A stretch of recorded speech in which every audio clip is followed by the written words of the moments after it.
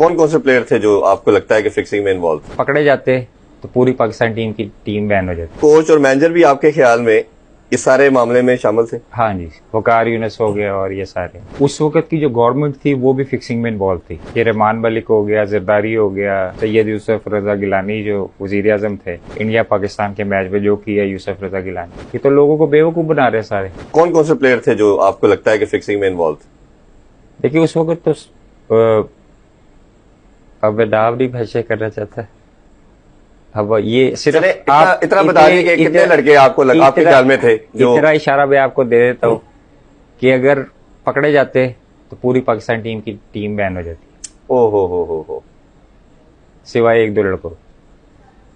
फिर तो मेरा ख्याल है पीछे रह कोई नहीं गया। एक तो आप थे या शायद आपके अलावा एक और। हाँ, एक दो और थे। उसके अलावा पूरी टीम ही बैन हो जाती। तो आपको लगता नहीं है कि इतनी क्रूशल टाइम के ऊपर, इतने सीरियस टाइम के ऊपर जब आप छोड़ के चले गए तो आपको बोर्ड को या मैनेजमेंट को ये सब कुछ बताना चाहिए था? नहीं, मैनेजमेंट खुद मिली हुई थी। अच्छा, मैनेजमेंट खुद मिली हुई थी। ये उमर इकबाल साहब तीसरे वनडे में आए, मैच फंसा हुआ था अंदर, ये आप मीडिया रिलीज निकाल ले। तो ये आया मेरे पास, तो मैच फंसा हुआ है, तो मुझे आके कहता है ओए रामला की हेडा की कर रहे पानी पिलाने आया था कि बाहर था। इनको गुस्सा था कि ये हमें सब बाहर हो गए, ये खेल रहे। तो रजाक मेरे सामने था, मैं कहा पानी पे आते निकल चल। अच्छा, इसी तरह ये हल्फन में कह रहा हूँ, मैं कहा पानी पे आते निकल। अब वो जब पानी पिलाया वो गुस्से में चला गया, जाके वकारियों ने इसको शिकायत लगा दी कोच को। अच्छा, इसने अपनी बात नहीं पहली बताई जो इसने मुझे कहा। जो मैंने उस टाइम का कोच और मैनेजर भी आपके ख्याल में इस सारे मामले में शामिल थे? हाँ जी, वकार यूनुस हो गया और ये सारे। यावर सईद भी थे? यावर सईद सब चेंज हो गए थे। चेंज हो गए थे। हाँ, तो ये वकार यूनुस, साकिब जावेद थे, ये सारे आपको उसके बाद सारा चीजें पता चली गई होंगी। और वकार यूनुस की भी हिस्ट्री आपको पता है, वो सारे जितनी गैमलिंग होती रही है वो उसमें इन्वॉल्व रहे। तो इसीलिए मुझे किसी पर ट्रस्ट नहीं था कि मैं किसी को बता सकूं। उस वक्त की जो गवर्नमेंट थी वो भी फिक्सिंग में इन्वॉल्व थी। अच्छा, ये रहमान मलिक हो गया, जरदारी हो गया, सैयद यूसुफ रजा गिलानी जो वजीर आजम थे, जो वर्ल्ड कप में आगे 2011 का वर्ल्ड कप था जब मेरा इशू बना। उसके बाद जो ये सारा इंसिडेंट इंडिया में जाके इन्होंने इंडिया पाकिस्तान के मैच में जो किया यूसुफ रजा गिलानी, आपके बकौल ये सब प्लान था, इन्वॉल्व थे। ठीक है, तो ये सब जो था, जब मुझे पता था इन चीज़ों का कि ये सारे इन्वॉल्व है, क्योंकि इजाज भट्ट, पीपल्स पार्टी, बाकी सारे जितने थे वो पीपल्स पार्टी से उस वक्त जो गवर्नमेंट थी सारी, ये सारे इन्वॉल्व थे उस वक्त। अब जब सेठी को देखे ना, टोटली करप्ट आदमी था ये। जब क्रिकेट बोर्ड का ये चेयरमैन बना, उसने क्या हालत कर दी थी क्रिकेट की, और फिर कैसे उसको निकाला गया। जिधर भी वो जाता था वो अपने कमीशन के अलावा वो बात नहीं करता था। जो कॉन्ट्रैक्ट लेता था कमीशन के अलावा बात नहीं करता था वो।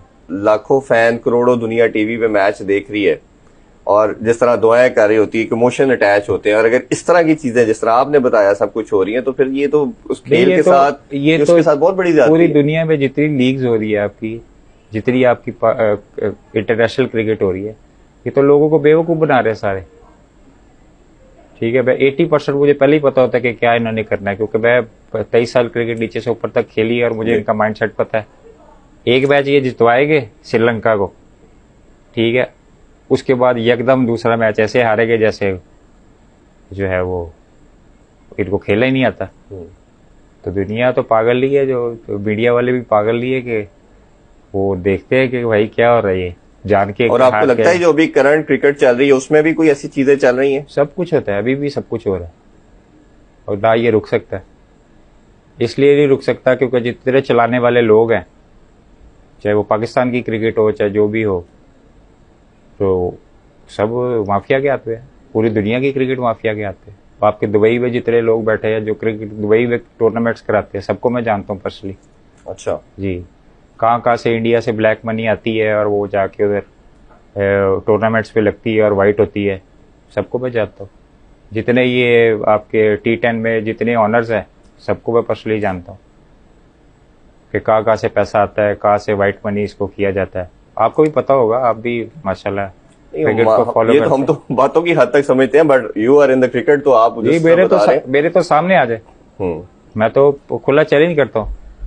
फिर उसमें क्वेश्चन ये राइज होता है कि फिर उस गेम को खेलने का या देखने का क्या फायदा, अगर आपकी सारी बातों को हम माने। देखे पहले होता था कि लोग बड़ी डिटर्मिनेशन से क्रिकेट को देखा करते थे, अब 50% कम हो गया जी।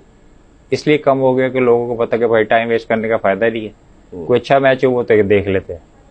अब टेस्ट सीरीज हो रही है श्रीलंका की, मैं गारंटी से कहता हूँ 50% जो फॉलोअर्स थे वो नहीं देखे। सही कह रहे हो। जो खेलने वाले हैं, जुआ खेलने वाले हैं या दूसरी चीजें करने वाले हैं, गलत एक्टिविटी, वो बस बैठ के देखते होंगे।